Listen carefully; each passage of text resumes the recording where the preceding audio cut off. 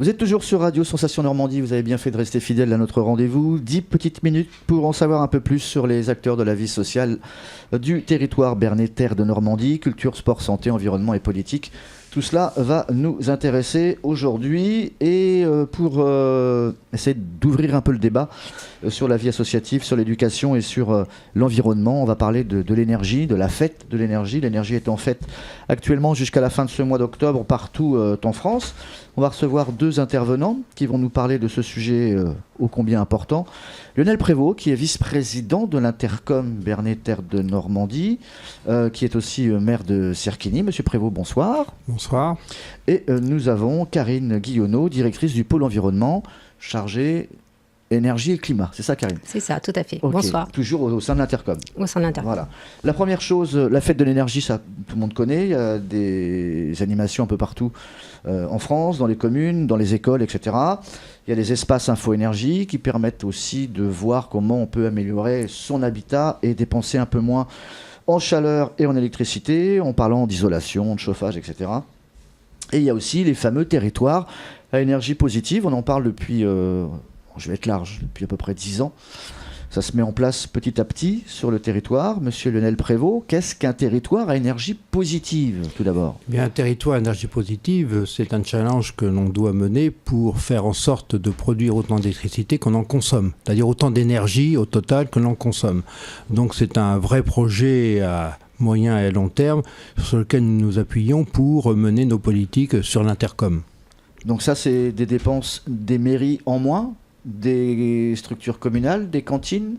Qui est concerné? D'abord le grand public, parce que le grand public est d'abord concerné parce que, bien sûr, au niveau de nos propres maisons, nous devons faire des efforts importants pour améliorer l'isolation et consommer moins d'énergie. Ensuite, bien sûr, dans nos collectivités, avec les bâtiments publics, mais aussi tout ce qui est consommation d'énergie. Et là, c'est un vaste sujet. Ensuite, nous avons également à produire des énergies nouvelles, ce qui est aussi l'objectif pour arriver, effectivement, à être un territoire à énergie positive. Il va falloir aller vers des productions d'énergie renouvelable nouvelles sur notre territoire. Vous êtes sans doute un élu de bon exemple. Dans la commune de Cerquigny, il y a des choses comme ça, il y a des panneaux solaires où on a déjà mis des choses en place? Écoutez, il y a déjà des choses en place. Je vois par exemple à la société Arkema, ils ont mis des panneaux photovoltaïques sur un certain nombre de bâtiments pour produire de l'électricité. Bon. Il y a aussi des particuliers qui ont construit des maisons à énergie positive. Dans les collèges, on fait des choses aussi ou... Bien écoutez, dans les collèges, nous sommes bien sûr à Berné, le dernier collège qui a été construit par le département va dans ce sens-là, parce que c'est un collège à basse consommation d'énergie qui a été réalisé maintenant, je crois, il y a 3 ans. Donc là aussi, il y a une volonté d'aller vers des pratiques. Il faut aussi, à mon avis, former les gens du bâtiment, parce qu'il faut que les gens du bâtiment se forment aux techniques nouvelles, aux moyens et aux matériaux nouveaux dans ce domaine. Et nous avons aussi la chance de pouvoir développer des matériaux biosourcés dans notre région, notamment à partir du lin, mais aussi à partir des plastiques, puisque nous avons la chance également chez Arkema d'avoir une entreprise qui produit des produits biosourcés. Donc c'est tout un ensemble sur notre territoire où nous avons la volonté, à travers les plans qui vont être présentés, d'ailleurs dans le cadre de cette fête de l'énergie, qui vont être présentés, qui ont été adoptés par l'Intercom pour donner des perspectives et des moyens à arriver à nos objectifs de ce territoire énergie positive. Et on valorise aussi les déchets ou ça rentre en ligne de compte? Bien sûr, les déchets font partie de cette politique. Alors, notre chance dans ce domaine, c'est que nous avons quelque chose de tout à fait transversal parce que, bien sûr, ça touche tous les pans de l'activité, aussi bien individuelle des particuliers que des collectivités ou des entreprises. Donc c'est vraiment un sujet qui touche tous les aspects de la vie quotidienne des gens et c'est pour ça que je crois que c'est très important de sensibiliser les gens, notamment avec cette fête de l'énergie, sensibiliser les jeunes générations à travers nos écoles. Je pense que là, on a vraiment du grain à moudre pour faire en sorte de faire avancer nos idées pour l'avenir. Karine Guillonneau, est-ce qu'il faut faire, c'est quoi? C'est de l'éducation, c'est de la pédagogie? Comment ça se passe au niveau de votre travail à vous? Alors ça passe effectivement beaucoup par l'éducation, la sensibilisation auprès des scolaires, dans les écoles, dans les collèges. Ça passe aussi par de l'information, comme la fête de l'énergie, c'est important pour sensibiliser tous les acteurs du territoire, puisque c'est un projet de territoire. Donc ça passe par des visites de sites comme des éoliennes, des usines de méthanisation, par des conférences, des films, tous les moyens qui nous permettront de toucher des gens. Est-ce qu'il y a des blocages ou pas? Ou est-ce que vous êtes accueillis, vous, je ne sais pas si vous avez un travail de force de persuasion, enfin on vous accueille gentiment avec le sourire, mais est-ce qu'il est possible que les élus freinent un peu? Alors forcément, il y a des élus qui ont un petit peu de mal sur le fait, notamment le sujet... On a les noms? Non. Pardon? On a les noms. Non, mais après, souvent, ce qui pose un peu débat, c'est l'installation d'éoliennes, qui sont pourtant, pour nous, une source importante d'énergie renouvelable. Sans éoliennes, on ne pourrait pas s'en passer. Pour, en fait. Ah bah, bien sûr, oui, tout à fait, on est pour. On est pour, puisqu'on en aura besoin. Il n'y en a pas assez sur le territoire?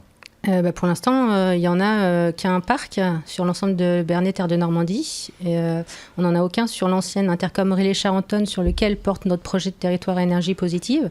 Donc notre projet, c'est effectivement d'en construire. Il y en a un qui est en train de se construire sur le Tilleul-Auton. Et il va falloir développer les éoliennes, qui sont la plus grande source d'énergie renouvelable sur notre territoire, étant donné notre paysage. D'accord. Et on est en retard sur le territoire normand en général? Oui. C'est ça, ok. La fête de l'énergie, elle sert à quoi, en fait? Elle sert à communiquer, elle sert justement à expliquer aux gens qu'il y a un enjeu majeur pour l'environnement sur notre territoire, pour l'énergie. Donc déjà à sensibiliser et à apporter des solutions, à proposer des projets qui permettraient d'atteindre le zéro consommation, en tout cas, d'énergie fossile. Une association avec la fête de la science, etc. aussi. Oui, alors nous on l'a appelé fête de l'énergie sur notre territoire, mais c'est en lien, d'autres territoires l'ont appelé fête de la science, effectivement. S'il y avait un moment ou un événement phare dans les prochains jours, ça serait quoi? Qu'est-ce qu'il faut visiter? Une expo, quelque chose? Alors, il y a une exposition qui va venir, qui va être donc du 18 au 22 à la salle des fêtes de Bernay, qui est une exposition écologie, qui est un retour d'expérience de jeunes Normands qui ont fait le tour du monde pour voir comment on pouvait construire autrement. Et donc, on aura une dizaine de panneaux exposés pour montrer leur parcours. D'accord. Voilà. Là, c'est un peu utopique, non? C'est des maisons, bottes de paille, sacs de terre, etc. Mais c'est du concret, enfin, c'est du bâti existant. Ils ne sont pas allés faire des expériences. C'est quelque chose qu'on ne peut pas refaire chez nous. On pourrait. Il y en a qui le font. Il y en a qui font des maisons avec du torchis, il y en a qui font en mur en paille. Et ça fonctionne, c'est en train de se faire. Pour l'instant, c'est plutôt des volontés personnelles, des gens très motivés. Mais c'est possible. Par contre, insister aussi chez les particuliers avec des maisons témoins, ça c'est quelque chose que vous faites? Alors on fait des visites pas tout à fait nous, mais d'autres associations. Vous ne travaillez pas avec l'habitat, vous êtes en relation, mais on ne fait pas ce type de prestation. Aucun lien avec le bâtiment. Non, voilà, on n'a pas de lien de promotion. Il n'y a pas de lobbying dans le bâtiment? Non, pas de... Mais par contre, vous travaillez donc pour que les particuliers puissent faire en sorte de dépenser moins? Oui. Ça, c'est quoi? C'est une initiative avec la CNIL peut-être, ou avec Sur notre territoire, ça va être Solia, l'acteur important qui fait aussi les espaces info-énergie. Donc, ce sont souvent la porte d'entrée pour les particuliers qui veulent rénover leur bâtiment. En sachant qu'en fait, effectivement, le projet, c'est faire des travaux pour améliorer la qualité du bâtiment et moins consommer, mais c'est aussi des fois par des petits gestes au quotidien qu'on peut avoir et qui permettent de faire assez facilement des économies d'énergie. Et donc d'ailleurs, il y a un atelier le vendredi 20 octobre à la salle des fêtes aussi de Bernay sur les gestes éco-citoyens. D'accord. On construit plus tellement de bâtiments de grande hauteur dans nos communes, parce que déjà il faut de la place. Si on avait à construire des logements et des pavillons, il faut donc construire différemment. Mais écoutez, oui, il faut construire différemment. C'est déjà commencé, puisque notamment au niveau des bailleurs sociaux, il y a aujourd'hui la possibilité de construire autrement. Nous en avons déjà des exemples, mais il faut aussi que ça aille un peu plus loin pour encore améliorer. Donc ça dépend de deux conditions. Il faut d'abord former aussi les techniciens du bâtiment, pour former les artisans. Il faut aussi que les gens en aient les moyens, parce qu'il faut convaincre les gens d'aller vers cela. Et je pense que ça avance de ce domaine. Moi, j'ai participé avec Karine notamment récemment à une réunion nationale sur ces questions-là, où il y avait 400 délégués de toute la France. Ça montre qu'il y a une volonté d'aller vers effectivement une amélioration de ces situations. Par contre, il faut aussi les sensibiliser à la base, sensibiliser le maximum de personnes, sensibiliser les filières qui vont créer cela, mais aussi les ensembles des acteurs, les bailleurs sociaux, les collectivités. Et là aussi, il faut donner les moyens financiers pour qu'on puisse le faire et le réaliser. Vous voyez, donc c'est quelque chose d'ambitieux parce qu'il faut convaincre, il faut avoir les éléments pour le faire et ensuite il faut en avoir les possibilités financières. Merci, on a été convaincus. On est déjà arrivé au bout des 10 minutes. Karine Guillonneau, directrice du pôle environnement chargée énergie-climat au sein de l'Intercom, et monsieur Lionel Prévost, vice-président de l'Intercom Bernet Terre de Normandie.